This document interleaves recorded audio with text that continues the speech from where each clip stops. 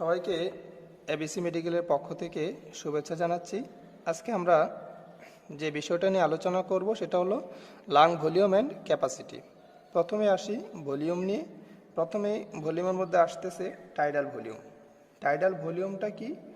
The amount of air that moves in and out of lung during quite inspiration and expiration. অর্থাৎ সবসময় আমরা যে এয়ারটাকে নিচ্ছি এবং ছাড়তেছি, যার প্রতি আমরা কখনোই কনসাস না। আমরা অসময় এয়ার নিচ্ছি ছাড়তেছি, ফোর্সফুলি আমরা কোনো কিছু করতেছি না, অলওয়েজ আমরা এয়ার নিচ্ছি ছাড়তেছি। যে অ্যামাউন্টটা আমাদের সবসময় ঢুকতেছে এবং বের হয়ে যাচ্ছে সেটাই আসলে টাইডাল ভলিউম। এবং এই টাইডাল ভলিউমের মানটা হচ্ছে আমাদের 500 ml, যেটা এখানে দেখাচ্ছে। নর্মালি লাঞ্চটা এরকম থাকে, আমরা নিঃশ্বাস নিই টাইডাল ভলিউম পর্যন্ত, আবার ছেড়ে দিই, শ্বাস নেই আবার ছেড়ে দিই। অর্থাৎ এতটুকু এর মধ্যে আমাদের সব সময় কাজটা সম্পন্ন হয়ে যাচ্ছে নর্মালি। আর ইন্সপাইরেটরি রিজার্ভ ভলিউমটা কি? টাইডাল ভলিউম এর পর, অর্থাৎ নর্মালি আমরা শ্বাস নিলাম, নেওয়ার পর আমাদের এখন ফোর্স করে, আমরা কিন্তু ফোর্স করেও নর্মাল শ্বাস নেওয়ার পর ফোর্স করেও অনেকটা এয়ার আমরা লাংয়ের মধ্যে নিয়ে আসতে পারি। এই যে নর্মাল শ্বাস নেওয়ার পর যে এক্সেস ভলিউমটা যেটা আমরা লাংয়ের ভিতরে নিয়ে আসলাম, সেটাই আসলে হচ্ছে ইন্সপাইরেটরি রিজার্ভ ভলিউম। রিজার্ভ মানে যেটা রিজার্ভ থাকে, জমা থাকে, আমরা ইচ্ছা করলে সেটাকে নিতে পারবো। এবং ইন্সপাইরেটরি কেন? কারণ আমরা ইন্সপাইরেশন করতেছি, সেই জন্য ইন্সপাইরেটরি রিজার্ভ ভলিউম।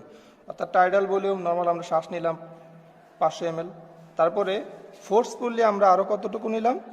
3 লিটার, যেটাকে এই 3 লিটারটাকে আমরা বলতেছি কি? ইন্সপাইরেটরি রিজার্ভ ভলিউম। আচ্ছা, তারপরে আসে কি? তারপরে আসা হচ্ছে আমাদের এক্সপাইরেটরি রিজার্ভ ভলিউম। এক্সপাইরেটরি ঠিক ইন্সপাইরেটরি রিজার্ভ ভলিউমের মতোই, আমাদের আগের ইন্সপাইরেটরি রিজার্ভ ভলিউমের মতোই এই এক্সপাইরেটরি রিজার্ভ ভলিউম। সেটা কি? আমরা ইন্সপাইরেটরি রিজার্ভ ভলিউমের মতো নর্মালি যখন আমরা টাইডাল ভলিউম যেটা বলছিলাম, আমরা শ্বাস নিই এবং ছাড়তেছি নর্মালি, শ্বাস ছেড়ে দেওয়ার পর অর্থাৎ 500 ml এয়ার আমরা যখন ছেড়ে দিই, ছেড়ে দেওয়ার পর ফোর্স করে আরও কিছু এয়ার আমরা বের করে দিতে পারি। এই যে ফোর্স করে যে অতিরিক্ত এয়ারটাকে আমরা বের করে দিলাম, সেটাই আসলে হচ্ছে এক্সপাইরেটরি রিজার্ভ ভলিউম। অর্থাৎ এক্সপাইরেশন করার জন্য আরও যতটুকু জমা থাকে, যেটাকে আমরা ফোর্স করে বের করতে পারি, সেটা হচ্ছে আমাদের এক্সপাইরেটরি রিজার্ভ ভলিউম। তাহলে টাইডাল ভলিউম এতটুকু, এটা নর্মালি আমরা শ্বাস নিচ্ছি এবং ছাড়তেছি, ছেড়ে দেওয়ার পর এতটুকু ছেড়ে দেওয়ার পর ফোর্স করে আমরা আরও এই এতটুকু এয়ার ছাড়তে পারি। এটাই হচ্ছে আমাদের এক্সপাইরেটরি রিজার্ভ ভলিউম। এবং এর মানটা হচ্ছে মোটামুটি 1100 ml, বা আমরা বলার সুবিধার্থে বলে নিই 1 লিটার।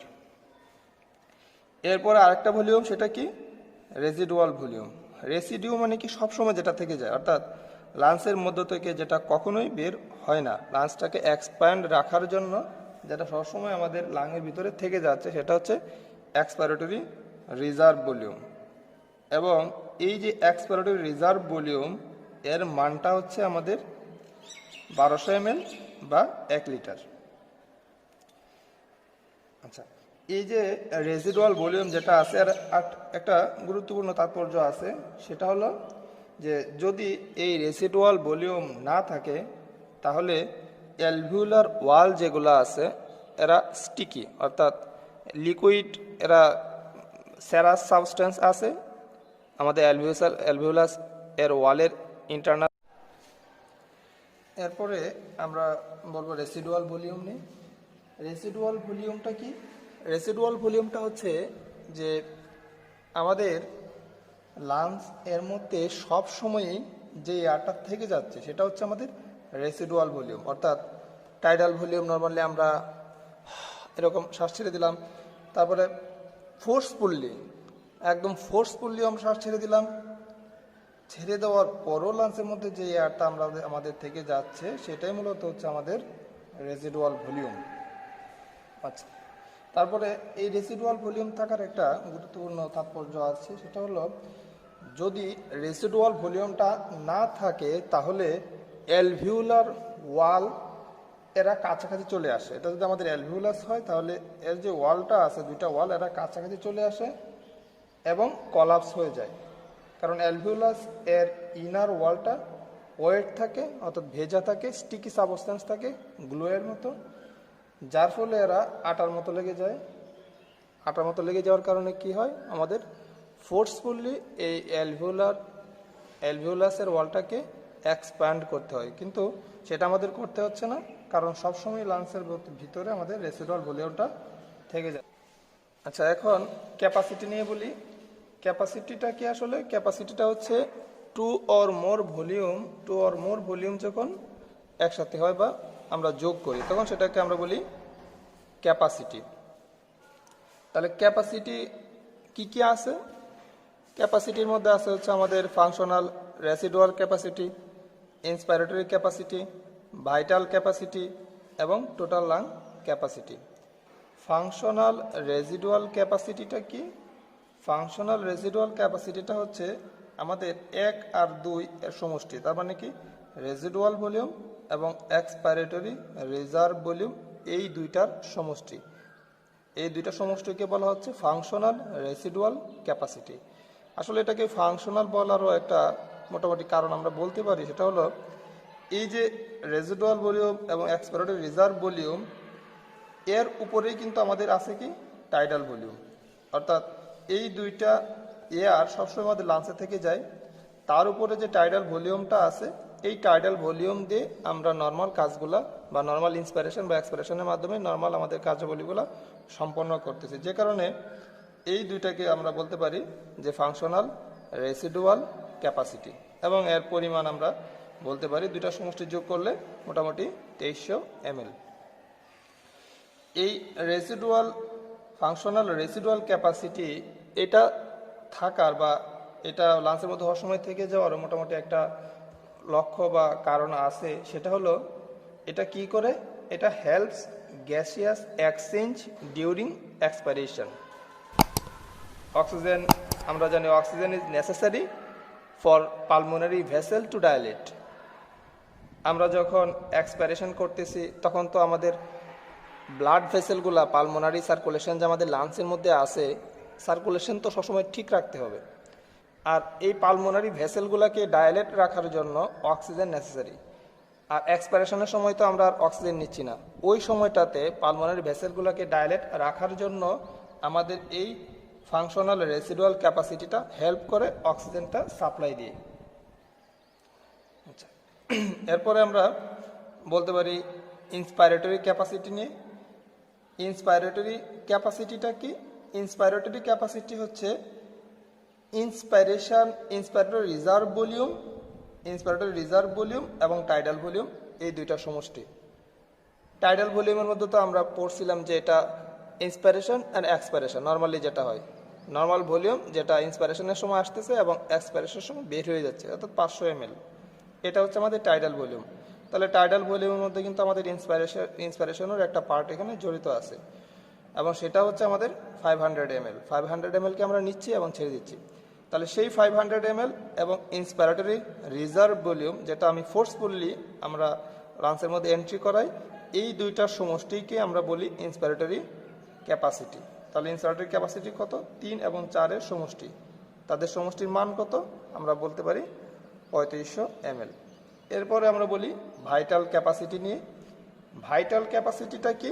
ভাইটাল ক্যাপাসিটি হচ্ছে আমরা ফোর্সফুলি যতটুকু এয়ার নিতে পারি, নেয়ার পর ফোর্সফুলি আমরা যতটুকু ছাড়তে পারি, এই পরিমাণটাই হলো আমাদের ভাইটাল ক্যাপাসিটি। এটা কেন আমরা ভাইটাল বলতেছি? ভাইটাল বলতেছি এজন্যই, আমাদের লাং এর যে ফাংশনাল ক্যাপাবিলিটিটা সেটা নির্ভর করে এই ভাইটাল ক্যাপাসিটির উপরে। কারণ ভাইটাল ক্যাপাসিটিটা দিয়েই মূলত আমরা আমাদের কাজগুলো প্রতিনিয়ত সম্পন্ন করতেছি। ফোর্সফুলি আমরা এয়ার নিতেছি, ফোর্সফুলি ছাড়তে পারতেছি। যদি কোনো কারণে এই ভাইটাল ক্যাপাসিটিটা নষ্ট হয়ে যায়, আমাদের যদি ইন্সপাইরেটরি মাসলগুলা ড্যামেজ হয়ে যায় বা এক্সপাইরেটরি মাসল যেগুলো ফোর্সফুলি নেয়ার কাজে আমাদের কাজে লাগে, সেগুলো যদি নষ্ট হয়ে যায়, তাহলে এই ভাইটাল ক্যাপাসিটি কিন্তু কমে যায়। অর্থাৎ এটা আমাদের জন্য খুবই ভাইটাল। তাহলে সেটার মান কত? সেটার মান হচ্ছে এক্সপাইরেটরি রিজার্ভ ভলিউম, টাইডাল ভলিউম এবং ইন্সপাইরেটরি রিজার্ভ ভলিউম, এই তিনটার সমষ্টি। কারণ এই তিনটা দিয়েই আমরা আমাদের ইন্সপাইরেশন এবং এক্সপাইরেশন এটাকে সম্পন্ন করতেছি। অর্থাৎ আমাদের যে ভাইটাল যে আমাদের কাজগুলা বা ভাইটাল যে আমাদের মেটাবলিক অ্যাক্টিভিটিগুলা, সেগুলো কিন্তু সবসময় আমরা আমাদের এই ভাইটাল ক্যাপাসিটি দিয়েই সম্পন্ন করতেছি। এর বাহিরেও আমরা কিছু করতে পারি না, আবার এর থেকেও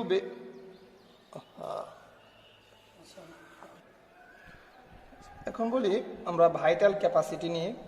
ভাইটাল ক্যাপাসিটিটা কি? It is the maximum capacity of the lung for air out and in. অর্থাৎ একটা লাংসের ম্যাক্সিমাম ক্যাপাসিটি, যেটা দিয়ে সে সর্বোচ্চ পরিমাণ এয়ার এন্ট্রি করাতে পারবে আবার আউটও করাতে পারবে। অর্থাৎ একটা লাংসের সর্বোচ্চ যে ক্যাপাবিলিটিটা, সেটাই হচ্ছে ভাইটাল ক্যাপাসিটি। এটা আমাদের জন্য খুবই ভাইটাল, কারণ এটাতে হেরফের হলে আমাদের লাংসের যে অ্যাক্টিভিটিগুলো বা লাংস যে আমাদের অক্সিজেন সাপ্লাই দিবে, আমরা যখন এক্সারসাইজ করব তখন আমরা ফোর্সফুলি যে অক্সিজেনটা নিব, যদি ভাইটাল ক্যাপাসিটিতে সমস্যা হয় তাহলে কিন্তু সেটা সম্ভব না। অর্থাৎ এটা আমাদের জন্য খুবই ভাইটাল। তাহলে সেটার মানটা কত? সেটার মানটা হচ্ছে এক্সপাইরেটরি রিজার্ভ ভলিউম, টাইডাল ভলিউম এবং ইন্সপাইরেটরি রিজার্ভ ভলিউম, এই তিনটার সমষ্টি। তাহলে সেটার মান দাঁড়ায় 4.6 লিটার বা মোটামুটি 5 লিটার। এরপর হচ্ছে total lung capacity. Total lung ক্যাপাসিটিটা কি? একটা লাংসের মধ্যে টোটালি যতটুকু এয়ার থাকতে পারে সেটাই। তাহলে সেখানে কে কে থাকবে? সেখানে আমাদের রেসিডুয়াল ভলিউমটা থাকবে, সেখানে এক্সপাইরেটরি রিজার্ভ ভলিউমটা থাকবে, টাইডাল ভলিউমটা থাকবে, ইন্সপাইরেটরি রিজার্ভ ভলিউমটা থাকবে। সমষ্টিটা যোগ করলে আমরা পাই 5.8 লিটার বা 6 লিটার আমরা বলতে পারি। এই হচ্ছে আমাদের ভলিউম এবং ক্যাপাসিটি নিয়ে মোটামুটি আলোচনা।